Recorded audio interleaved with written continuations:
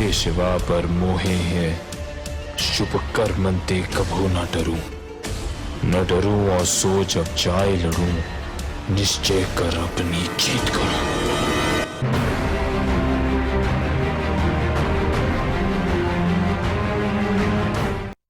ਵਾਹਿਗੁਰੂ ਜੀ ਕਾ ਖਾਲਸਾ ਵਾਹਿਗੁਰੂ ਜੀ ਕੀ ਫਤਿਹ। ਤੁਸੀਂ ਵੇਖ ਰਹੇ ਹੋ ਸੰਗਤ ਟੈਲੀਵਿਜ਼ਨ ਦਾ ਖਾਸ ਪ੍ਰੋਗਰਾਮ ਖਾਲਸਾ ਰਾਜ ਕਿਵੇਂ ਬਣਿਆ। ਹੁਣ ਤੱਕ ਇਸ ਪ੍ਰੋਗਰਾਮ ਦੇ 469 ਭਾਗ ਜਿਹੜੇ ਤੁਸੀਂ ਵੇਖ ਚੁੱਕੇ ਤੇ ਅੱਜ 470 ਨੰਬਰ ਲੈ ਕੇ ਅਸੀਂ ਆਪ ਜੀ ਦੀ ਸੇਵਾ ਵਿੱਚ ਹਾਜ਼ਰ ਹੋਏ ਹਾਂ। ਸਾਰੀਆਂ ਹੀ ਸੰਸਾਰ ਭਰ ਦੀਆਂ ਸੰਗਤਾਂ ਦਾ ਤਹਿ ਦਿਲ ਤੋਂ ਧੰਨਵਾਦ ਕਰਦੇ ਹਾਂ ਜਿਹੜੇ ਕਿ ਇਸ ਲੜੀਵਾਰ ਪ੍ਰੋਗਰਾਮ ਨੂੰ ਦੇਖਦੇ ਤੇ ਪਸੰਦ ਕਰਦੇ ਨੇ। ਖਾਸ ਕਰਕੇ ਧੰਨਵਾਦ ਕਰਦੀ ਹਾਂ ਸਤਿਕਾਰਯੋਗ ਵੀਰ ਜੀ ਰਣਜੀਤ ਸਿੰਘ ਰਾਣਾ ਜੀ ਦਾ ਜਿਹੜੇ ਕਿ ਸਾਡੇ ਸਾਰੇ ਹੀ ਸਵਾਲਾਂ ਦੇ ਜਵਾਬ ਗੁਰ ਇਤਿਹਾਸ ਗੁਰਬਾਣੀ ਤੇ ਗੁਰ ਫਲਸਫੇ ਦੇ ਆਧਾਰ ਤੇ ਦਿੰਦੇ ਹਨ। ਪ੍ਰੋਗਰਾਮ ਦੀ ਸ਼ੁਰੂਆਤ ਕਰਨ ਤੋਂ ਪਹਿਲਾਂ ਗੁਰੂ ਫਤਿਹ ਸਾਂਝੀ ਕਰਦੇ ਹਾਂ ਵੀਰ ਜੀ। ਵਾਹਿਗੁਰੂ ਜੀ ਕਾ ਖਾਲਸਾ ਵਾਹਿਗੁਰੂ ਜੀ ਕੀ ਫਤਿਹ। ਪਿਛਲੇ ਇੱਕ ਐਪੀਸੋਡ ਵਿੱਚ ਵੀ ਜੀ ਤੁਸੀਂ ਦੱਸਿਆ ਸੀ ਕਿ ਚੌਧਰੀ ਜੋਧ ਰਾਏ ਬਰਾੜ ਦੇ ਪੋਤਰੇ ਲਖਮੀਰ ਸ਼ਮੀਰ ਤੇ ਤਖਤੂ ਮਲ ਜਿਹੜਾ ਸੀ ਸੂਬਾ ਸਰਹੰਦ ਦੇ ਮਾਥਿਤ ਉਹਨਾਂ ਇੱਕ ਵੱਡੀ ਜਗੀਰ ਦੇ ਮਾਲਕ ਵੀ ਸਨ ਤੇ ਖਾਨਦਾਨੀ ਤੌਰ ਤੇ ਗੁਰੂ ਘਰ ਦੇ ਸ਼ਰਧਾਲੂ ਵੀ ਸਨ। ਕਲਗੀਧਰ ਪਾਤਸ਼ਾਹ ਨੇ ਖੁੱਲ੍ਹੇਆਮ ਜਦੋਂ ਵਿਚਰਨਾ ਸ਼ੁਰੂ ਕਰ ਦਿੱਤਾ, ਦੀਵਾਨ ਲਾਉਣੇ ਸ਼ੁਰੂ ਕਰ ਦਿੱਤੇ ਤੇ ਉਹ ਸਤਿਗੁਰੂ ਜੀ ਦੇ ਕੋਲ ਆਏ ਤੇ ਉਹਨਾਂ ਨੇ ਸਤਿਗੁਰੂ ਜੀ ਨੇ ਬਰਾੜ ਭਰਾਵਾਂ ਨੂੰ ਜਿਹੜਾ ਸੀ ਕੀ ਤਾੜਨਾ ਕੀਤੀ ਤੇ ਬਰਾੜ ਭਰਾਵਾਂ ਨੇ ਤੁਸੀਂ ਦੱਸਿਓ ਕਿ ਸਿੱਖੀ ਸਿੱਧਕ ਕਿਵੇਂ ਨਿਭਾਇਆ, ਦੀਨੇ ਕਾਂਗੜ ਦੇ ਮੁਕਾਮ ਦੌਰਾਨ ਹੋਰ ਕੀ ਕੁਝ ਵਾਪਰਿਆ। ਇਹ ਸੰਗਤਾਂ ਦੇ ਨਾਲ ਇਸ ਐਪੀਸੋਡ ਵਿੱਚ ਕੋਸ਼ਿਸ਼ ਕਰਿਓ ਸਾਂਝਾ ਕਰਨੇ ਦੀ। ਵਾਹਿਗੁਰੂ ਜੀ। ਭੈਣ ਜੀ ਤੁਹਾਡੇ 2-3 ਸਵਾਲ ਜੀ, ਸਮਾਂ ਅੱਗੇ ਤੁਹਾਨੂੰ ਪਤਾ ਕਸਵਾ ਹੁੰਦਾ। ਬਿਲਕੁਲ ਬਿਲਕੁਲ ਮੈਂ ਕੋਸ਼ਿਸ਼ ਕਰਦਾ ਤੁਹਾਡੇ ਸਾਰੇ ਸਵਾਲਾਂ ਦੇ ਵਿੱਚੋਂ ਦੀ ਕਾਲੀ ਲੰਘਦੇ ਹਾਂ। ਹਾਂਜੀ ਥੋੜਾ ਜਿਹਾ ਕੁਝ ਗੱਲਾਂ ਕਰਨ ਵਾਲੀਆਂ ਹੋਣੀਆਂ ਕਰ ਲਾਂਗੇ ਜੀ, ਕੁਝ ਗੱਲਾਂ ਛੱਡਣ ਵਾਲੀਆਂ ਹੋਣੀਆਂ ਛੱਡ ਦਿਆਂਗੇ ਜੀ। ਸਤਿਗੁਰੂ ਜੀ ਦੀਨੇ ਕਾਂਗੜ ਆ ਕੇ ਦੁਨੀਆ ਦੇ ਸਾਹਮਣੇ ਇੱਕ ਤਰ੍ਹਾਂ ਦੇ ਨਸ਼ਰ ਹੋ ਗਏ ਜੀ ਜੀ। ਆ ਜਾਓ ਸਤਿਗੁਰੂ। ਦੀਵਾਨ ਵੀ ਲੱਗਣ ਲੱਗ ਪਏ ਜੀ, ਸੰਗਤਾਂ ਵੀ ਆਉਣ ਲੱਗ ਪਈਆਂ। ਜੀ, ਜਦੋਂ ਦੀਵਾਨ ਵੀ ਲੱਗਣ ਲੱਗ ਪਏ ਸੰਗਤਾਂ ਵੀ ਆਉਣ ਲੱਗ ਗਈਆਂ ਤੇ ਮਾਝੇ ਤੱਕ ਖਬਰਾਂ ਪਹੁੰਚ ਗਈਆਂ ਸਤਿਗੁਰੂ ਦੀਨੇ ਕਾਂਗੜ ਬੈਠੇ ਆ ਜੀ। ਇੱਥੇ ਸੀ ਜਦੋਂ ਮਾਝੇ ਦੇ ਸਿੰਘਾਂ ਨੂੰ ਜਿਹੜੇ ਬਦਾਵੀਏ ਸਨ ਉਹਨਾਂ ਨੂੰ ਪਤਾ ਲੱਗਾ ਸੀਗਾ। ਜੀ ਜੀ। ਜਦੋਂ ਖੁਦਰਾਣੇ ਦੀ ਗੱਲ ਆਈ ਆਪਾਂ ਉਹ ਗੱਲ ਕਰਾਂਗੇ। ਜੀ ਜੀ। ਉਦੋਂ ਤੁਰ ਪੈ ਸਨ ਉਧਰੋਂ। ਹਾਂਜੀ। ਵੀ ਸਤਿਗੁਰੂ ਤੋਂ ਜਾ ਕੇ ਭੁੱਲ ਬਖਸ਼ਾਉਣੀ ਆ। ਤੇ ਜੇ ਮਾਝੇ ਤੱਕ ਗੱਲ ਪਹੁੰਚਦੀ ਅੰਮ੍ਰਿਤਸਰ ਤੱਕ ਪਹੁੰਚਦੀ ਤੇ ਲਾਹੌਰ ਤੱਕ ਵੀ ਪਹੁੰਚੂਗੀ। ਹਾਂਜੀ, ਕਿਉਂਕਿ ਤੇ ਸਰਹੰਦ ਤਾਂ ਉਦੋਂ ਬਹੁਤ ਉਰੇ ਆ ਜੀ, ਉਹ ਤਾਂ ਮਾਲਵੇ ਦਾ ਹਿੱਸਾ ਹੀ ਆ। ਸੋ ਸਰਹੰਦ ਕੋਲ ਵੀ ਖਬਰ ਪਹੁੰਚ ਗਈ ਹੋਊਗੀ ਸਤਿਗੁਰੂ ਜੀ ਬੈਠਿਆ। ਸੂਝਾ ਤੰਤਰ ਹਕੂਮਤਾਂ ਦਾ ਆਪਣਾ ਵੀ ਹੁੰਦਾ ਆ। ਸੋ ਜਦੋਂ ਸੂਬਾ ਸਰਹੰਦ ਉਹੀ ਸੀ ਸਾਰੀ ਮੁਹਿੰਮ ਦਾ ਇੰਚਾਰਜ ਇਲਾਕੇ ਦਾ ਇੰਚਾਰਜ ਹੋਣ ਦੇ ਨਾਤੇ ਗੁਰੂ ਸਾਹਿਬ ਦੇ ਖਿਲਾਫ ਔਰ ਗੁਰੂ ਸਾਹਿਬ ਦੀ ਸਭ ਤੋਂ ਵੱਡੀ ਵਿਰੋਧਤਾ ਵੀ ਸਾਰੇ ਸੂਬੇਦਾਰਾਂ ਚੋਂ ਜੇ ਕਿਸੇ ਨੇ ਕੀਤੀ ਆ, ਵੈਸੇ ਘੱਟ ਕਿਸੇ ਨੇ ਗੁਜ਼ਾਰੀ। ਜੀ ਜੀ। ਬੇਸ਼ੱਕ ਸ਼੍ਰੀਨਗਰ ਦਾ ਸੂਬਾ ਹੋਵੇ, ਬੇਸ਼ੱਕ ਪਿਸ਼ਾਵਰ ਦਾ ਸੂਬਾ ਹੋਵੇ, ਬੇਸ਼ੱਕ ਉਹ ਲਾਹੌਰ ਦਾ ਸੂਬਾ ਹੋਵੇ, ਉਹ ਜਦੋਂ ਬਾਦਸ਼ਾਹ ਦਾ ਹੀ ਹੁਕਮ ਆ। ਹਾਂਜੀ। ਤੇ ਜੋ ਬਾਦਸ਼ਾਹੀ ਦੀ ਪਾਲਿਸੀ ਆ ਚੱਲਣੀ ਤਾਂ ਉਹੀ ਆ ਨਾ। ਉਹ ਕਸ਼ਮੀਰ 'ਚ ਵੀ ਉਹ ਚੱਲਣੀ ਆ, ਪਿਸ਼ਾਵਰ 'ਚ ਵੀ ਉਹ ਚੱਲਣੀ, ਲਾਹੌਰ 'ਚ ਵੀ ਉਹ ਚੱਲਣੀ, ਸਰਹੰਦ 'ਚ ਵੀ ਉਹ ਚੱਲਣੀ ਆ। ਪਰ ਨਿੱਜੀ ਤੌਰ ਤੇ ਪੂਰੀ ਦਿਲਚਸਪੀ ਲੈ ਕੇ ਜੇ ਸਭ ਤੋਂ ਜ਼ਿਆਦਾ ਗੁਰੂ ਘਰ ਦਾ ਵਿਰੋਧ ਕੀਤਾ ਤੇ ਸੂਬੇ ਸਰਹੰਦ ਨੇ ਵਜੀਦ ਖਾਨ ਨੇ ਕੀਤਾ। ਉਹਦਾ ਕਾਰਨ ਵੀ ਸੀ। ਕਾਰਨ ਇਹ ਸੀ ਕਿ ਸਰਹੰਦ ਇੱਕ ਇਹੋ ਜਿਹਾ ਸੂਬਾ ਸੀਗਾ ਜਿਹਦੇ 'ਚ ਬਾਕੀ ਸੂਬਿਆਂ ਦੇ ਮੁਕਾਬਲੇ 'ਚ ਸਭ ਤੋਂ ਜ਼ਿਆਦਾ ਹਿੰਦੂ ਤੇ ਸਿੱਖਾਂ ਦੀ ਵਸੋਂ ਸੀ। ਮੁਸਲਮਾਨਾਂ ਦੇ ਮੁਕਾਬਲੇ 'ਚ ਹਿੰਦੂਆਂ ਤੇ ਸਿੱਖਾਂ ਦੀ ਵਸੋਂ ਸਭ ਤੋਂ ਜ਼ਿਆਦਾ ਸੀ। ਹਾਂਜੀ। ਜਿੱਦਾਂ ਉਧਰ ਪਿਸ਼ਾਵਰ ਵਾਲਾ ਸੂਬਾ ਸੀ, ਕਸ਼ਮੀਰ ਵਾਲਾ ਸੂਬਾ ਸੀ, ਪਿਸ਼ਾਵਰ ਵਾਲੇ ਸੂਬੇ 'ਚ ਮੁਸਲਮਾਨਾਂ ਦੀ ਗਿਣਤੀ ਬਹੁਤ ਜ਼ਿਆਦਾ ਸੀ, ਹਿੰਦੂਆਂ ਸਿੱਖਾਂ ਦੀ ਘੱਟ ਸੀਗੀ। ਲਾਹੌਰ 'ਚ ਉਦੋਂ ਜ਼ਿਆਦਾ ਸੀ, ਪਿਸ਼ਾਵਰ ਨਾਲੋਂ ਜ਼ਿਆਦਾ ਹਿੰਦੂ ਸਿੱਖ ਸੀਗੇ, ਪਰ ਮੁਸਲਮਾਨ ਤੇ ਹਿੰਦੂ ਸਿੱਖ ਮੁਸਲਿਮ ਬਰਾਬਰ ਸੀਗੇ ਜੀ। ਇੱਦਾਂ ਹੀ ਕਸ਼ਮੀਰ ਦੇ ਵਿੱਚ ਸੀਗਾ, ਗਿਣਤੀ ਬਰਾਬਰ ਸੀਗੀ। ਪਰ ਸਰਹੰਦ ਇੱਕ ਇਹੋ ਜਿਹਾ ਸੂਬਾ ਸੀ ਜਿਹਦੇ ਵਿੱਚ ਹਿੰਦੂ ਤੇ ਸਿੱਖਾਂ ਦੀ ਗਿਣਤੀ 80% ਤੋਂ ਜ਼ਿਆਦਾ ਸੀ। ਠੀਕ ਹੈ। ਮੁਸਲਿਮ ਜਿਹੜੇ ਸੀ 20% ਤੋਂ ਘੱਟ ਸੀਗੇ ਜੀ। ਮਾਲਵਾ ਸਾਰਾ ਜਿਹੜਾ ਇਲਾਕਾ ਸੀਗਾ। ਇੱਥੇ ਇਸ ਕਰਕੇ ਜਦੋਂ ਵੀ ਕੋਈ ਬਗਾਵਤ ਦੀ ਗੱਲ ਹੁੰਦੀ ਸੀਗੀ ਸਾਰੀ ਜਿੱਥੇ ਤੁਸੀਂ ਵੱਡੀ ਗਿਣਤੀ 'ਚ ਬੈਠੇ ਆ ਉੱਥੇ ਹੀ ਬਗਾਵਤ ਜ਼ਿਆਦਾ ਛੇਤੀ ਹੁੰਦੀ ਜੀ। ਤੇ ਇੱਥੇ ਇਸ ਕਰਕੇ ਜਿਹੜਾ ਹਿੰਦੂ ਸਿੱਖ ਸੀ ਇਕੱਠੇ ਹੋ ਕੇ ਆਪਣੇ ਲਈ ਬਰਾਬਰ ਦੇ ਹੱਕ ਵੀ ਮੰਗਦੇ ਸੀ ਤੇ ਸਭ ਤੋਂ ਪਹਿਲੀ ਬਗਾਵਤ ਵੀ ਇਸੇ ਹੁੰਦੀ ਸੀਗੀ। ਇਸ ਕਰਕੇ ਸੂਬੇ ਸਰਹੰਦ ਨੂੰ ਉਹ ਬਗਾਵਤ ਨੂੰ ਕੁਚਲਣ ਦੇ ਲਈ ਜ਼ਿਆਦਾ ਜ਼ੁਲਮ ਵੀ ਕਰਨੇ ਪੈਂਦੇ ਸੀ। ਦੋ ਤਰੀਕੇ ਹੁੰਦੇ, ਜ਼ਿਆਦਾ ਜੇ ਬਹੁਤ ਗਿਣਤੀ ਜ਼ਿਆਦਾ ਉਹਨੂੰ ਨਾਲ ਲੈ ਕੇ ਤੁਰੋ ਜੀ ਜੀ ਤੇ ਜਾਂ ਉਹਨੂੰ ਕੁਚਲ ਦਿਓ, ਫਿਰ ਉਹ ਕੁਚਲਣ ਦੇ ਰਸਤੇ ਪੈ ਗਿਆ, ਉਹਨੂੰ ਜ਼ੁਲਮ ਜ਼ਿਆਦਾ ਕਰਨੇ ਪਏ। ਸੋ ਸਭ ਤੋਂ ਪਹਿਲਾਂ ਔਰ ਗਿਣ ਮਿਥ ਕੇ ਉਹਨੂੰ ਲੱਗਦਾ ਸੀ ਕਿ ਆਨੰਦਪੁਰ ਦੇ ਵਿੱਚ ਜੇ ਕੋਈ ਗੱਲ ਉੱਠਦੀ ਆ ਤੇ ਉਹਦਾ ਸਭ ਤੋਂ ਪਹਿਲਾ ਅਸਰ ਸਰਹੰਦ ਤੇ ਹੋਣਾ ਹੈ ਜੀ। ਹੋਇਆ ਵੀ ਬਾਅਦ 'ਚ। ਚਲੋ ਸਭ ਤੋਂ ਪਹਿਲਾਂ ਸਰਹੰਦ ਹੀ ਹਰਾਇਆ ਗਿਆ, ਸਰਹੰਦ ਦੇ ਵਿੱਚ ਹੀ ਬੰਦੇ ਬਹਾਦਰ ਨੇ ਆ ਕੇ ਸਿੱਖ ਰਾਜ ਕਾਇਮ ਕੀਤਾ, ਸਰਹੰਦ ਦੇ ਵਿੱਚ ਹੀ ਗੁਰੂ ਨਾਨਕ ਗੁਰੂ ਗੋਬਿੰਦ ਸਿੰਘ ਦੀਆਂ ਮੋਹਰਾਂ ਬਣੀਆਂ। ਇਹ ਗੱਲ ਜਾਣੀ ਕਿ ਜਿਹੜੀ ਸੀਗੀ ਉਹ ਸਹੀ ਵੀ ਸੀਗੀ, ਪਰ ਉਹ ਕਿਉਂਕਿ ਜ਼ੁਲਮ ਦੇ ਰਸਤੇ ਪੈ ਗਿਆ, ਉਹਨੂੰ ਜ਼ੁਲਮ ਵੀ ਸਭ ਤੋਂ ਜ਼ਿਆਦਾ ਕਰਨਾ ਕੀਤਾ ਉੱਥੇ। ਤੇ ਗੁਰੂ ਗੋਬਿੰਦ ਸਿੰਘ ਦੇ ਨਾਲ ਸਭ ਤੋਂ ਵੱਡਾ ਵੈਰ ਜੇ ਕਿਸੇ ਨੇ ਪਗਾਇਆ ਤੇ ਸੂਬੇ ਵਜ਼ੀਰ ਖਾਨ ਨੇ, ਸਰਹੰਦ ਦੇ ਸੂਬੇ ਨੇ ਹੀ ਪਗਾਇਆ। ਸੋ ਜਦੋਂ ਤੱਕ ਖਬਰ ਪਹੁੰਚੀ ਤੇ ਉਹਨੂੰ ਤਾਂ ਇਹ ਸੀ ਵੀ ਗੁਰੂ ਗੋਬਿੰਦ ਸਿੰਘ ਸਾਡਾ ਬਾਗੀ ਆ, ਤੇ ਜਿਹੜਾ ਮੇਰੇ ਮਾਥੇ ਤੇ ਕੋਈ ਜਗੀਰਦਾਰ ਆ ਉਹ ਕੋਈ ਉਹਨੂੰ ਠਾਰ ਨਹੀਂ ਦਊਗਾ। ਪਰ ਗੁਰੂ ਗੋਬਿੰਦ ਸਿੰਘ ਤਾਂ ਜਿੱਥੇ ਗਿਆ, ਗੁਰੂ ਗੋਬਿੰਦ ਸਿੰਘ ਤਾਂ ਆਪ ਰੱਬੀ ਰੂਪ, ਉਹ 18 ਲੈਣੀਆਂ ਥੋੜਾ, ਉਹ ਤਾਂ 18 ਦੇਣ ਵਾਲੇ ਸੀ। ਉਹ ਰਾਏ ਕੱਲਾ ਵੀ ਆ ਕੇ ਉਹਨਾਂ ਦੇ ਚਰਨਾਂ 'ਚ ਬੈਠ ਗਿਆ ਜੀ। ਨਿਹੰਗ ਕੋਲ ਕਾਹਨ ਕੋਲ ਗਿਆ, ਨਿਹੰਗ ਖਾਨ ਚਰਨਾਂ 'ਚ ਬੈਠ ਗਿਆ ਜੀ। ਰਾਏ ਕੱਲਾ ਕੋਲ ਗਿਆ, ਰਾਏ ਕੱਲਾ ਆ ਕੇ ਚਰਨਾਂ 'ਚ ਬੈਠ ਗਿਆ। ਜੇ ਕਿਤੇ ਮਾਛੀਵਾੜੇ ਗਿਆ ਤੇ ਨਬੀ ਖਾਂ ਤੇ ਗਨੀ ਖਾਂ ਕੇ ਚਰਨਾਂ 'ਚ ਬੈਠ ਗਿਆ। 5 ਪੀਰ ਉਹਨਾਂ ਦੇ ਨਾਲ ਉਹਨਾਂ ਦੇ ਥਾਂ ਤੇ ਨੀਵੇਂ, ਉਹਨਾਂ ਦੇ ਆ ਕੇ ਨੀਵੇਂ ਬੈਠਦੇ ਰਹੇ ਜੀ ਜੀ ਜੀ, ਉਹਨਾਂ ਲਈ ਗਵਾਹੀਆਂ ਦਿੰਦੇ ਰਹਿਣ। ਤੇ ਜੇ ਕਿਤੇ ਇੱਥੇ ਆ ਕੇ ਬੈਠੀ ਸੀ ਤੇ ਲਖਵੀਰ ਸ਼ਮੀਰ ਨੇ ਤਖਤੂ ਬਲ ਨੇ ਸਤਿਗੁਰ ਦੇ ਚਰਨਾਂ 'ਚ ਹੀ ਬੈਠਣਾ ਸੀ। ਬੈਠੇ ਉਹ ਸਿੱਖ ਸਕੇ ਜੀ। ਤੇ ਹੁਣ ਜਦੋਂ ਸੂਬਾ ਸਰਹੰਦ ਕੋਲ ਇਹ ਗੱਲ ਪਹੁੰਚੀ ਆ ਤਾਂ ਉਹਨੇ ਫਿਰ ਬੜੇ ਗੁੱਸੇ ਨਾਲ ਕਿ ਲਖਵੀਰ ਤੇ ਸ਼ਬੀਰ ਨੇ ਸਾਂਭਿਆ ਹੋਇਆ ਦੀਵਾਨ ਲੱਗਣੇ ਸ਼ੁਰੂ ਹੋਏ, ਸਿੱਖੀ ਸਿਫਤ ਕੀ ਇਕੱਠੀ ਹੋਣੀ ਸ਼ੁਰੂ ਹੋ ਗਈ ਆ, ਮਾਲਵੇ ਤੋਂ ਘੋੜੇ ਆਉਣੇ ਸ਼ੁਰੂ ਹੋ ਗਏ ਆ, ਹਥਿਆਰ ਆਉਣੇ ਸ਼ੁਰੂ ਹੋ ਗਏ, ਫੌਜਾਂ ਜੁੜਨੀਆਂ ਸ਼ੁਰੂ ਹੋ ਗਈਆਂ, ਇੱਕ ਬਗਾਵਤ ਦੇ ਫਿਰ ਅਸਾਰ ਬਣੀ ਜਾ ਰਿਹਾ, ਇੱਕ ਨਵਾਂ ਅਨੰਦਪੁਰ ਸਿਰਜਿਆ ਜਾ ਰਿਹਾ ਇੱਥੇ। ਤੇ ਉਹਨੇ ਬਹੁਤ ਗੁੱਸੇ ਨਾਲ ਇੱਕ ਚਿੱਠੀ ਹਰਕਾਰਾ ਭੇਜ ਕੇ ਲਖਵੀਰ ਸ਼ਮੀਰ ਤੇ ਤਖਤੂ ਬਲ ਨੂੰ ਪਹੁੰਚਾਈ। ਠੀਕ ਹੈ ਬਈ ਇਹ ਸਾਡਾ ਬਾਗੀ ਆ, ਹਾਂਜੀ, ਤੁਸੀਂ ਹਕੂਮਤ ਦੇ ਮਿਲਵਰਤਨੀਏ ਆ, ਲਗਾਨ ਦਿੰਦੇ ਆ, ਜ਼ਗੀਰਾਂ ਦੇ ਮਾਲਕ ਆ, ਤੇ ਤੁਹਾਨੂੰ ਦੋ ਚੀਜ਼ਾਂ ਫੱਬਦੀਆਂ ਨਹੀਂ ਕਿ ਤੁਸੀਂ ਇੱਕ ਬੰਨੇ ਜ਼ਗੀਰਾਂ ਦੇ ਮਾਲਕ ਵੀ ਬਣੇ ਰਹੋ ਜੀ, ਸਾਡੇ ਨਾਲ ਲਗਾਨ ਵਗੈਰਾ ਵੀ ਦਿਓ, ਤੇ ਸਾਡੀਆਂ ਵੀ ਜਾਣੀ ਕਿ ਬੁੱਤੀਆਂ ਕਰਨ ਵਾਲੀ ਗੱਲ ਹੁੰਦੀ, ਬੁੱਤੀਆਂ ਵੀ ਕਰੋ, ਤੇ ਨਾਲ ਨਾਲ ਸਾਡੀ ਮਿਹਰ ਵੀ ਲਓ ਜੀ। ਤੇ ਦੂਜੇ ਬੰਨੇ ਜਿਹੜਾ ਸਰਕਾਰ ਦਾ ਬਾਗੀ ਆ ਉਹਦੇ ਵੀ ਚਰਨਾਂ 'ਚ ਬੈਠੋ, ਇਹ ਗੱਲ ਸੋਭਦੀ ਨਹੀਂ। ਇਸ ਕਰਕੇ ਸੋਭਦੀ ਇਹ ਗੱਲ ਆ ਕਿ ਤੁਸੀਂ ਸਰਕਾਰ ਦੇ ਨਾਲ ਆ, ਮਿਲਵਰਤਨੀ ਆ, ਤੁਸੀਂ ਜਿਹੜਾ ਸਰਕਾਰ ਦਾ ਬਾਗੀ ਆ ਉਹਨੂੰ ਫੜ ਕੇ ਸਾਡੇ ਪੇਸ਼ ਕਰੋ ਜੀ। ਜੇ ਨਹੀਂ ਪੇਸ਼ ਕਰੋਗੇ ਤੁਹਾਡੀ ਜ਼ਗੀਰ ਜ਼ਬਤ ਕਰ ਲਈ ਜਾਊਗੀ ਤੇ ਤੁਹਾਡੇ ਪਰਿਵਾਰਾਂ ਨੂੰ ਵੀ ਤੰਗ ਕੀਤਾ ਜਾਏਗਾ। ਜੇ ਤੁਸੀਂ ਆਪਣੇ ਪਰਿਵਾਰ ਦੀ ਸੁੱਖ ਚਾਹੁੰਦੇ ਆ, ਆਪਣੀ ਸੁੱਖ ਚਾਹੁੰਦੇ ਆ, ਆਪਣੀ ਜ਼ਗੀਰ ਦੀ ਸੁੱਖ ਚਾਹੁੰਦੇ ਆ, ਆਪਣੇ ਮਾਤ ਹਿੱਤਾਂ ਦੀ ਸੁੱਖ ਚਾਹੁੰਦੇ ਆ, ਤੇ ਤਰੀਕਾ ਇੱਕੋ ਜਿਹਾ ਕਿ ਗੁਰੂ ਗੋਬਿੰਦ ਸਿੰਘ ਨੂੰ ਫੜ ਕੇ ਸਾਡੇ ਪੇਸ਼ ਕਰੋ ਜੀ ਜੀ। ਉਹਨੇ ਚਿੱਠੀ ਕੱਢ ਦਿੱਤੀ ਹਾਂਜੀ। ਹੁਣ ਸ਼ਮੀਰ ਲਖਵੀਰ ਤਖਤੂ ਮਲ ਕੋਲ ਚਿੱਠੀ ਆਈ, ਭਰਾਵਾਂ ਨੇ ਬੈਠਣਾ ਇਸ ਜੀ, ਭਰਾਵਾਂ ਨੇ ਬੈਠੇ ਤੇ ਭਰਾ ਤਿੰਨੇ ਬੈਠੇ ਤੇ ਤਿੰਨੇ ਭਰਾ ਚਿੱਠੀ ਲੈ ਕੇ ਫਿਰ ਵਜ਼ੀਰ ਖਾਨ ਦੀ ਸਤਿਗੁਰ ਦੇ ਕੋਲ ਵੀ ਆ ਗਿਆ। ਠੀਕ, ਸਤਿਗੁਰ ਦੀ ਚਿੱਠੀ ਆਈ ਵਜ਼ੀਰ ਖਾਨ ਦੀ ਹਾਂਜੀ। ਸਤਿਗੁਰ ਕਹਿੰਦੇ ਕਿੱਦਾਂ ਫਿਰ ਚੱਲੀਏ ਸਰਹੰਦ ਨੂੰ ਜੀ। ਸਤਿਗੁਰ ਨੇ ਉਹ ਕਹਿੰਦੇ ਸਤਿਗੁਰ ਜੀ ਨਹੀਂ, ਅਸੀਂ ਤਾਂ ਸਿਰਫ ਤੁਹਾਨੂੰ ਦੱਸਿਆ ਹਾਂਜੀ, ਪਰ ਇਹਦਾ ਜਵਾਬ ਅਸੀਂ ਲਿਖਾਂਗੇ ਜੀ। ਤੇ ਇਹਨਾਂ ਨੇ ਤਿੰਨਾਂ ਭਰਾਵਾਂ ਨੇ ਫਿਰ ਜਵਾਬ ਲਿਖਤਾ ਕਿ ਵਜ਼ੀਰ ਖਾਨ ਸੂਬਾ ਸਰਹੰਦ ਜਿੱਦਾਂ ਲਿਖਣਾ ਸੀ, ਸੂਬਾ ਸੀ ਅਕਸਰ ਹਾਂਜੀ, ਕਿ ਜੇ ਤੇਰੇ ਕੋਲ ਕੋਈ ਤੇਰਾ ਪੀਰ ਆਵੇ ਤੇ ਆਪਣੇ ਪੀਰਾਂ ਦੇ ਨਾਲ ਤੂੰ ਕਿੱਦਾਂ ਵਰਤਣਾ ਜੀ। ਤੂੰ ਪੀਰ ਨੂੰ ਉੱਚੀ ਥਾਂ ਬਿਠਾਉਂਦਾ ਆ, ਉਹਦੇ ਚਰਨਬੋਸ਼ੀ ਕਰਦਾ ਆ ਜੀ ਜੀ, ਉਹਦੇ ਚਰਨ ਧੋਣਾ ਆ, ਤੇ ਉਦਾਂ ਹੀ ਇਹ ਜਿਹੜਾ ਸਾਡਾ ਗੁਰੂ ਸਾਡਾ ਪੀਰ ਆ, ਇਹ ਪੀਰਾਂ ਦਾ ਵੀ ਪੀਰ ਹੈ, ਉੱਚ ਦਾ ਪੀਰ ਆ ਜੀ। ਇਹਦੇ ਮੁਕਾਬਲਾ ਕੋਈ ਪੀਰ ਨਹੀਂ ਕਰ ਸਕਦਾ। ਐਡੀ ਤਾਕਤ ਦਾ ਮਾਲਕ, ਐਡੀ ਸਮਰੱਥਾ ਦਾ ਮਾਲਕ ਹੈ, ਤੇ ਸਾਡੇ ਚੰਗੇ ਭਾਗ ਆ ਕਿ ਸਾਡੀ ਬੇਨਤੀ ਮੰਨ ਕੇ ਸਾਡੇ ਲੱਗ ਜਾਏ ਹਾਂਜੀ। ਅਸੀਂ ਆਹ ਬੇਨਤੀਆਂ ਕਰਕੇ ਲੈ ਕੇ ਆਏ ਆ, ਤੇ ਹੁਣ ਇਹ ਉੱਚੇ ਥਾਂ ਤੇ ਬੈਠਦਾ, ਅਸੀਂ ਇਹਦੀ ਸੇਵਾ ਕਰ ਰਹੇ ਹਾਂ, ਅਸੀਂ ਆਪਣਾ ਸੁਭਾਗ ਸਮਝਦੇ। ਸਾਡਾ ਲੋਕ ਤੇ ਪਰਲੋਕ ਸੁਹੇਲਾ ਤਾਂ ਹੁੰਦਾ ਜੇ ਸਾਡੇ ਗੁਰੂ ਦੀ ਬਖਸ਼ਿਸ਼ ਸਾਡੇ ਤੇ ਰਹੀ ਜੀ। ਇਸ ਕਰਕੇ ਅਸੀਂ ਇਸ ਗੱਲ ਤੋਂ ਆਪਣਾ ਲੋਕ ਤੇ ਪਰਲੋਕ ਨਹੀਂ ਕਮਾਉਣਾ ਜੀ, ਅਸੀਂ ਗੁਰੂ ਦੀ ਤੇ ਸੇਵਾ ਕਰਨੀ ਹੈ ਉਦਾਂ ਜਿੱਦਾਂ ਪੀਰਾਂ ਦੀ ਸੇਵਾ ਕਰਦੀ ਆ। ਬਾਕੀ ਗਾਂ ਹੁਣ ਤੇਰੀ ਮਰਜ਼ੀ ਆ, ਜੇ ਤੂੰ ਫੌਜਾਂ ਚਾੜ ਕੇ ਆਏਗਾ ਫਿਰ ਅਸੀਂ ਮਰਾਂਗੇ ਵੀ, ਮਾਰਾਂਗੇ ਵੀ ਜਿੰਨੇ ਜੋਗੇ ਹੋਏ, ਲੜਾਂਗੇ ਵੀ, ਲੜਨਾ ਪਿਆ ਤਾਂ ਜੋ ਸਾਨੂੰ ਕਰਨਾ ਪਿਆ ਉਹ ਕਰਾਂਗੇ ਹਾਂਜੀ।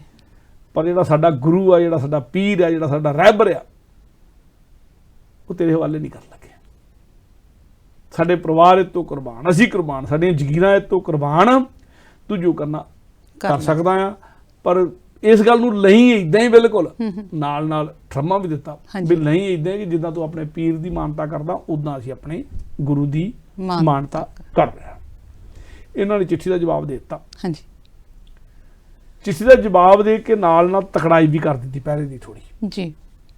ਆਪਣੇ ਜਿਹੜੇ ਨਾਲ ਸੀਗੇ ਇਹਨਾਂ ਦੇ ਮੁਸ਼ਫਟ ਗੱਭਰੂ ਜਿਹੜੇ ਸੀਗੇ, ਜਿਹੜੇ ਇਹਨਾਂ ਦੀ ਆਪਣੇ ਲਸ਼ਕਰ ਇਹਨਾਂ ਨੇ ਆਪਣਾ ਰੱਖਿਆ ਸੀ, ਜ਼ਗੀਰ ਦੀ ਸਾਂਭ ਸੰਭਾਲੀ, जी भी कायम किया। हाँ जी ਉਹਨੂੰ ਕਿਹਾ ਵੀ ਹਥਿਆਰ ਆਪਣੇ ਤਿੱਖੇ ਕਰਨੇ ਜ਼ਿਆਦਾ ਸ਼ੁਰੂ ਕਰੋ जी ਜਿਹੜੇ तैयारी ਗੁਰੂ भी कर ली ਤਿਆਰੀ ਕਰਨੀ ਵੀ ਸ਼ੁਰੂ ਕੀਤੀ ਨਾਲ ਜੀ, ਨਾਲ ਜੀ।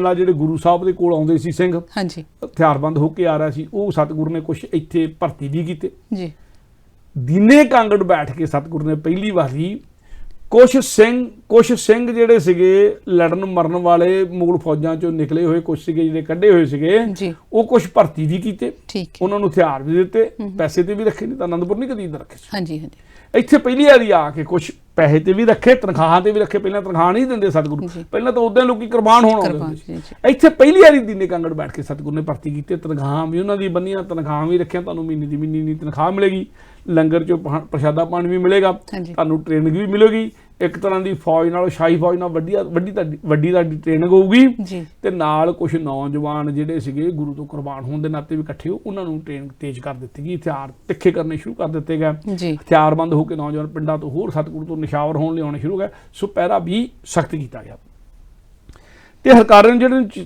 ਚਿੱਠੀ ਦੇ ਕੇ ਭੇਜਿਆ ਨਾ ਭਾਈ ਲਖਵੀਰ ਸ਼ਮੀਰ ਨੇ हाँ जी ਆਪਣਾ ਬੜਾ ਇਤਬਾਰਯੋਗ ਬੰਦਾ ਭੇਜਿਆ जी ਉਹਨੇ ਕਿਹਾ ਚਿੱਠੀ ਦੇ ਕੇ ਸੂਬੇ ਨੂੰ हाँ जी ਤੇ ਤੂੰ ਸਰਹੰਦ ਦੇ ਵਿੱਚ ਹੀ ਕੁਝ ਦਿਨ ਅਟਕ ਜਾਣਾ ठीक है ਰੁਕੀ ਉੱਥੇ जी जी ਚਿੱਠੀ ਦੇ ਕੇ ਭੱਜਣਾ ਹੀ ਵਾਪਸ ਉੱਥੇ ਰੁਕੀ ਜਾ ਕੇ ਠਾਰ ਵੀ ਦੱਸਤੀ ਕਿੱਥੇ ਕੁ ਰੁਕਣਾ ਆ हाँ जी ਤੇ ਖਿਆਲ ਰੱਖੀ हाँ जी ਜੇ ਤਾਂ ਫੌਜਾਂ ਦੇ ਵਿੱਚ ਕੋਈ ਹਿਲਜੁਲ ਹੁੰਦੀ ਹੋਈ जी जी ਦੀਨੇ ਕਾਂਗੜ ਨੂੰ ਆਉਣ ਲਈ ਆਉਣ ਸਾਡੇ ਦੀ। ਤੇ ਹਮਲਾ ਕਰਨ ਲਈ ਫੌਜਾਂ ਤਿਆਰੀ ਕਰਦੀਆਂ ਹੋਈਆਂ ਤੇ ਫਿਰ ਤਾਂ ਕਾਹਲੀ ਨਾ ਕੋਈ ਘੋੜਸਵਾਰ ਭੇਜ ਕੇ ਸਾਨੂੰ ਸੁਨੇਹਾ ਭੇਜ ਦੇ ਅਸੀਂ ਠੀਕ। ਮੋਹਰੇ ਹੋ ਕੇ ਟੱਕਰਾਂਗੇ जी ਫੌਜਾਂ ਨੂੰ। ਪਰ ਜੇ ਨਾ ਕੋਈ ਹੋਈ ਹਿਲਜੁਲ ਤਾਂ ਹੋਈ। ਕੁਝ ਦਿਨ ਤੱਕ ਨਾ ਹੋਈ ਉੱਥੇ ਰਹਿ ਗਏ ਤੇ ਫਿਰ ਤੂੰ ਵਾਪਸ ਆ ਜਾਈਂ ਹਾਂਜੀ।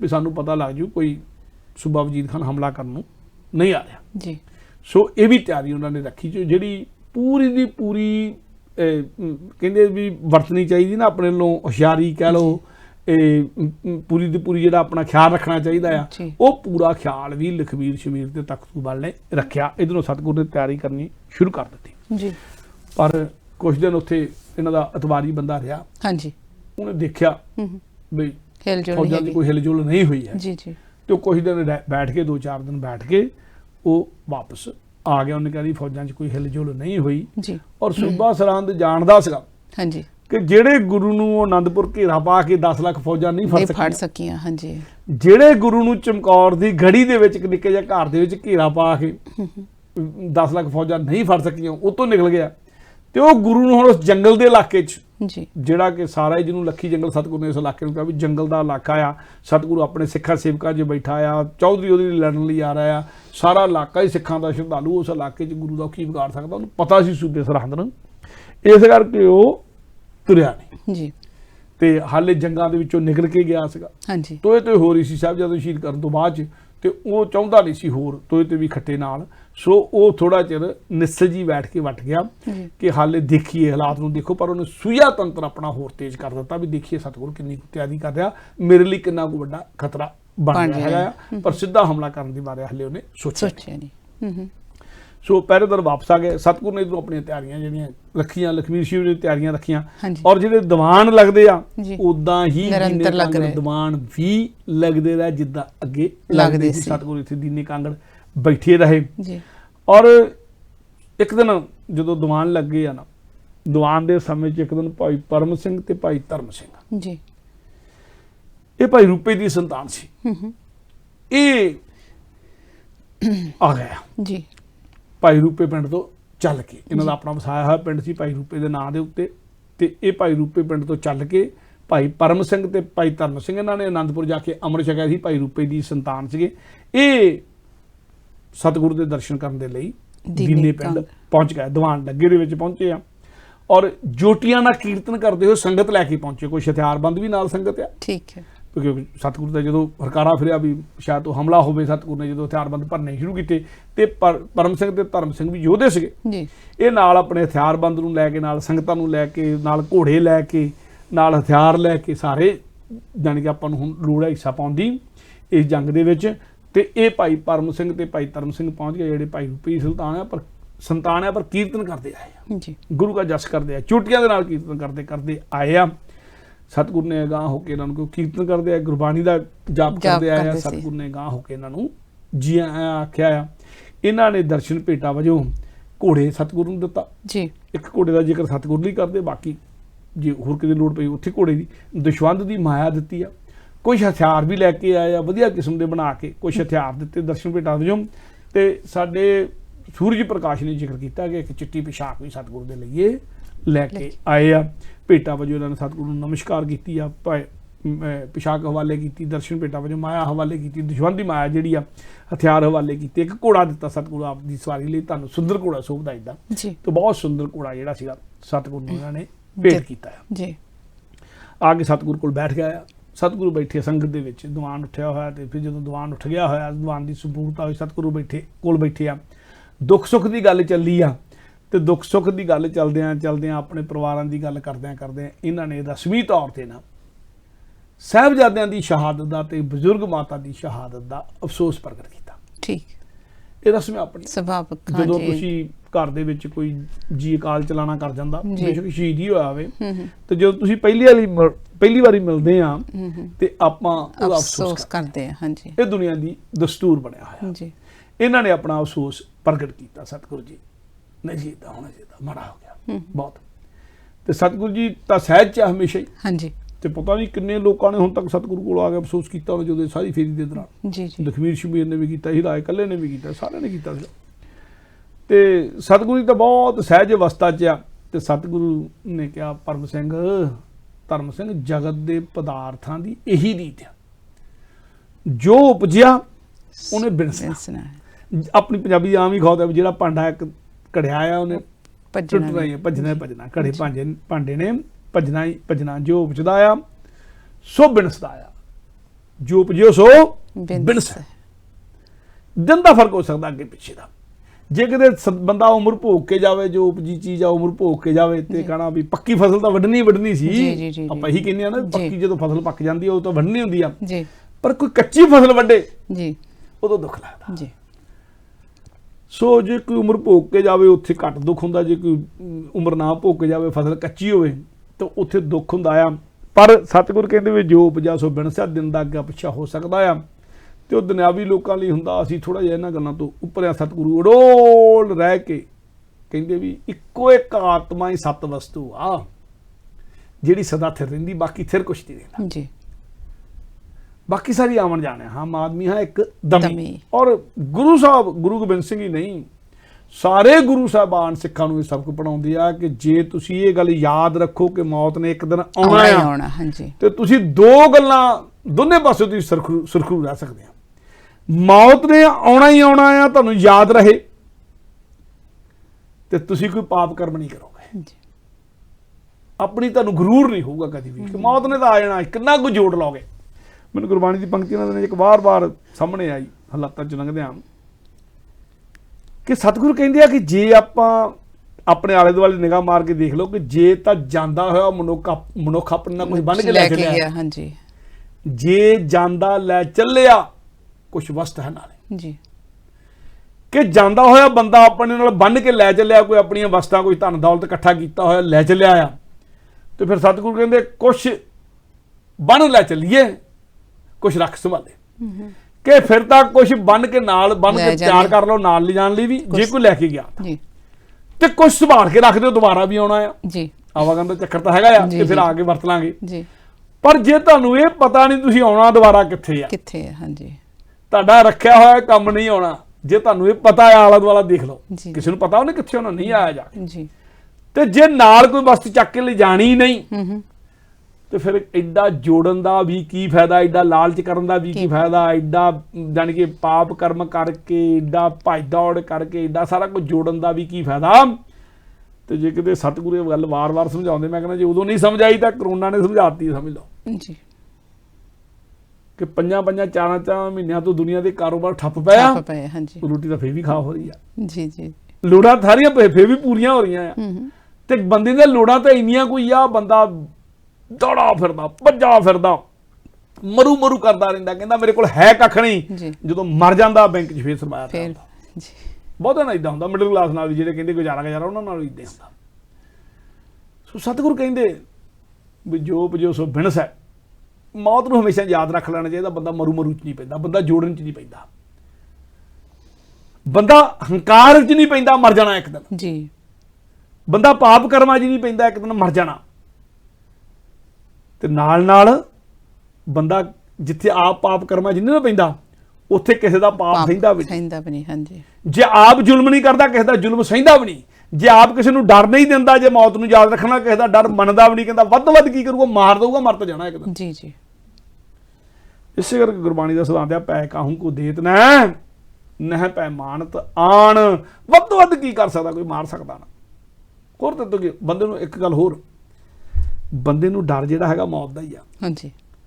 ਬੰਦਾ ਹੋਰ ਕਿਸੇ ਚੀਜ਼ ਤੋਂ ਨਹੀਂ ਡਰਦਾ, ਹਾਂਜੀ। ਬਿਮਾਰੀ ਤੋਂ ਬੰਦਾ ਇਸ ਕਰਕੇ ਡਰਦਾ ਆ ਕਿ ਬਿਮਾਰੀ ਨਾਲੋਂ ਮਰ ਸਕਦਾ। ਹਾਂਜੀ। ਬੰਦਾ ਸਮਾਇਆ ਇਸ ਕਰਕੇ ਜੋੜਦਾ ਕਿ ਜਦੋਂ ਮੈਂ ਕਿਤੇ ਬਿਮਾਰ ਹੋਵਾਂ, ਇਲਾਜ ਕਰਾ ਲਵਾਂ, ਮੈਂ ਪੈਸੇ ਨਾਲ ਕਿਤੇ ਮੌਤ ਬਣ ਲੂੰਗਾ, ਮੌਤ ਰੋਕੂੰਗਾ। ਨਹੀਂ ਰੁਕਦੀ, ਪਰ ਪੈਸੇ ਨਾਲ ਰੁਕਦੀ ਨਹੀਂ। ਬੰਦੇ ਨੂੰ ਜਿੰਨੇ ਵੀ ਡਰਿਆ ਦੁਨੀਆ ਦੇ, ਇਸ ਗੱਲ ਕਰਕੇ ਡਰਿਆ ਕਿ ਉਹ ਮੌਤ ਦੇ ਵੱਲ ਨੂੰ ਵੱਧ ਰਿਹਾ ਹੈ ਜੀ। ਔਰ ਜਿਹੜੇ ਬੰਦੇ ਬਰੀਕ ਬਿਰਤੀ ਵਾਲੇ ਹੁੰਦੇ ਨਾ, ਸੁਚੇਤ ਬਿਰਤੀ ਵਾਲੇ ਹੁੰਦੇ ਆ, ਉਹ ਹਮੇਸ਼ਾ ਹੀ ਇਹ ਗੱਲ ਯਾਦ ਰੱਖਦੇ ਆ ਕਿ ਉਹਨਾਂ ਨੇ ਇੱਕ ਦਿਨ ਮਰ ਜਾਣਾ ਜੀ। ਔਰ ਮਨੁੱਖ ਦਾ ਸਭ ਤੋਂ ਵੱਡਾ ਦਿਖਾਂਤ ਵੀ ਪਤਾ ਕੀ ਆ, ਜਿਹੜਾ ਸਿਆਣੇ ਤੋਂ ਸਿਆਣਾ ਮਨੁੱਖ ਆ, ਜਿਹੜਾ ਸੂਝਵਾਨ ਮਨੁੱਖ ਆ, ਜਿਹਦੀ ਅੰਦਰਲੀ ਅੱਖ ਖੁੱਲੀ ਹੋਈ ਆ, ਅੰਮ ਦਾ ਗੱਲ ਕਦੀ ਸੋਚਦਾ ਵੀ ਨਹੀਂਗਾ, ਉਹਨੂੰ ਸਭ ਤੋਂ ਵੱਡਾ ਡਰ ਉਹ ਦੇਖ ਰਿਹਾ ਕਿ ਉਹਦੇ ਵੱਲ ਮੌਤ ਆ ਰਹੀ ਆ ਜੀ। ਆਮ ਬੰਦਾ ਪਤਾ ਹੈ ਮੌਤ ਆ ਜਾਣੀ ਹੈ, ਪਰ ਦੇਖ ਨਹੀਂ ਰਿਹਾ। ਜਿਸ ਦਿਨ ਬੰਦਾ ਜੰਮਿਆ ਆ ਉਸ ਦਿਨ ਤੋਂ ਲੈ ਕੇ ਮੌਤ ਵੱਲ ਵੱਧ ਰਿਹਾ, ਤੁਰ ਰਹੀ ਹੈ। ਹਾਂਜੀ। ਦਿਨੋਂ ਦਿਨ ਮੌਤ ਨੇੜੇ ਆ ਰਹੀ ਆ ਜੀ। ਮਰ ਰਿਹਾ ਕੋਈ, ਦਿਨੋਂ ਦਿਨ ਮਰ ਰਿਹਾ ਕੋਈ, ਹਰ ਬੰਦਾ ਮਰ ਰਿਹਾ ਆ, ਹਰ ਬੰਦਾ ਮਰ ਰਿਹਾ ਆ, ਦਿਨੋਂ ਦਿਨ ਮਰ ਰਿਹਾ ਆ, ਹਰ ਪਲ ਮਰ ਰਿਹਾ ਆ। ਔਰ ਇਹ ਜਿਹੜੀ ਬਿਰਤੀ ਹੈ, ਜਦੋਂ ਇੱਥੇ ਬਿਰਤੀ ਲੈ ਆਉਣੀ ਮਨੁੱਖ, ਉਹਦੇ ਵਿੱਚੋਂ ਚੇਤਨਸ਼ੀਲ ਬਣਦਾ ਆ, ਉਹਦੇ ਵਿੱਚ ਉਹਨੂੰ ਫਿਰ ਚੇਤਨਤਾ ਉਹਦੇ ਵਿੱਚ ਉਹਦੀ ਜਾਗਦੀ ਇਸ ਗੱਲ ਦੇ ਵਿੱਚੋਂ। ਜਿਹਨੂੰ ਇਹ ਹੀ ਨਹੀਂ ਯਾਦ ਹੈਗਾ, ਉਹਦੀ ਚੇਤਨਤਾ ਨਹੀਂ ਜਾਗਦੀ। ਬੜੀ ਬਰੀਕ ਗੱਲ ਹੈ ਇਸ ਗੱਲ ਨੂੰ ਸਮਝਣ ਦੇ ਲਈ। ਤਦੇ ਬਰੀਕ ਬੁੱਧੀ ਵਾਲੇ ਲੋਕ ਬੜੇ ਵਿਰਲੇ ਹੁੰਦੇ ਆ ਜਿਹੜੇ ਗੱਲ ਇਹ ਸਮਝ ਜਾਂਦੇ ਆ, ਫਿਰ ਉਹਨਾਂ ਦੀ ਚੇਤਨਤਾ ਵੀ ਜਾਗਦੀ, ਉਹਨਾਂ ਦਾ ਧਰਮ ਬਾਰੇ ਅਧਿਐਨ ਵੀ ਦੂਜਿਆਂ ਨਾਲ ਵੱਖਰਾ ਹੁੰਦਾ, ਉਹਨਾਂ ਦਾ ਦੁਨੀਆ ਬਾਰੇ ਅਧਿਐਨ ਵੀ ਦੂਜਿਆਂ ਨਾਲ ਵੱਖਰਾ ਹੁੰਦਾ ਆ, ਉਹਨਾਂ ਦੀ ਫਿਲਾਸਫੀ ਬਾਰੇ ਗੱਲ ਦੂਜਿਆਂ ਨਾਲ ਵੱਖਰੀ ਹੁੰਦੀ, ਉਹਨਾਂ ਦਾ ਸਭ ਕੁਝ ਦੂਜਿਆਂ ਨਾਲ ਵੱਖਰਾ ਹੁੰਦਾ ਆ। ਉਹਨਾਂ ਨੂੰ ਵਾਰ-ਵਾਰ ਕਵਿਤਾ ਵੀ ਫੁਰਦੀ ਆ। ਖੈਰ ਮੈਂ ਲਾਂਬੇ ਨਾ ਜਾਵਾਂ। ਔਰ ਆਪਾਂ ਜਿੱਥੇ ਉਹਨਾਂ ਨੇ ਸਤਿਗੁਰੂ ਨੂੰ ਸਮਝਾਇਆ ਜੀ ਕਿ ਮਰਨਾ ਤਾਂ ਇੱਕ ਦਿਨ ਹੈ ਹੀ ਆ ਭਾਈ। ਹਾਂਜੀ। ਸੋ ਡੋਲ ਰਹੋ ਜੋ ਉਪਜਾ ਸੋ ਬਿਨਸ ਹੈ। ਸਤਿਗੁਰੂ ਨੇ ਉਹਨਾਂ ਨੂੰ ਵੀ ਹਰ ਸੋਗ ਚ ਨਹੀਂ ਆਉਣਾ ਚਾਹੀਦਾ ਜੀ। ਕੁਛ ਆ ਗਿਆ, ਮਾਟੀ ਕੋ ਪੁੱਤਰਾ ਕੈਸੇ ਨੱਚਦਾ ਹੈ। ਜੀ ਜੀ। ਇਹ ਤਾਂ ਮਿੱਟੀ ਦੀ ਆ, ਮਿੱਟੀ ਦਾ ਖਿਡੌਣਾ ਹੈ ਇਹ ਤਾਂ। ਜਦੋਂ ਕੁਝ ਮਿਲ ਜਾਂਦਾ, ਮਿਲਦਾ ਤੇ ਖੁਸ਼ ਹੁੰਦਾ ਆ, ਜਦੋਂ ਕੋਈ ਜਾਂਦਾ ਤੇ ਰੋਣ ਲੱਗਦਾ। ਇਹ ਹਰ ਸੋਗ ਚ ਨਹੀਂ ਆਉਣਾ।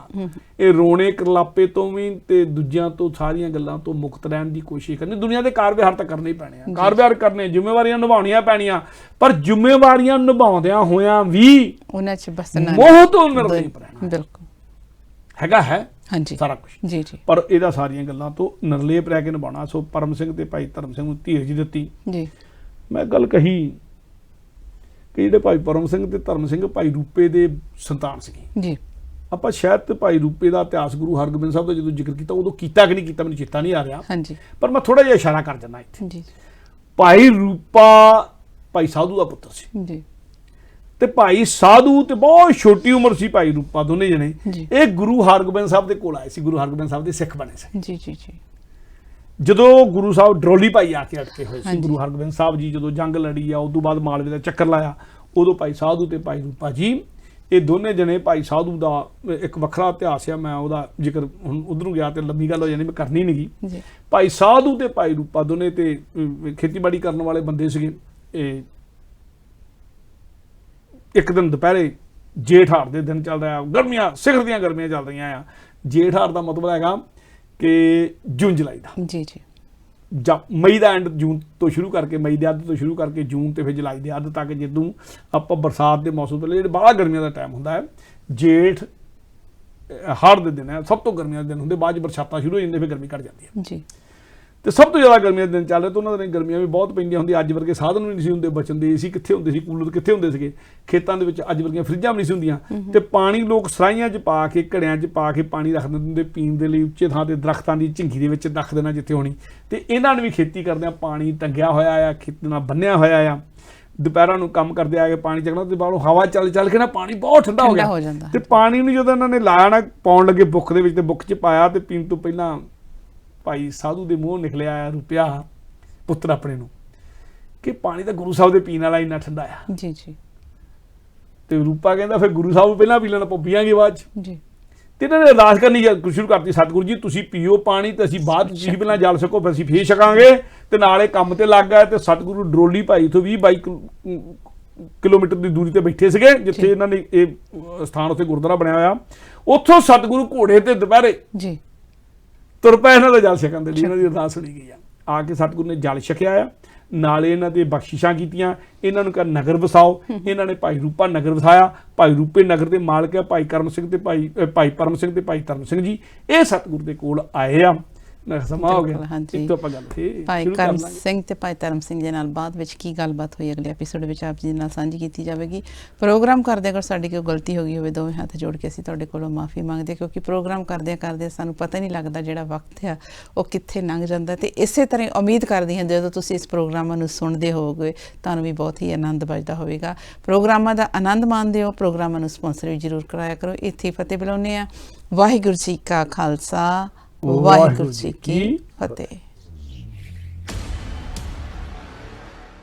देशवा पर मोहे है शुभ कर्म ते कभू न डरूं, न डरूं और सोच अब जाए लड़ूं, निश्चय कर अपनी जीत करूं।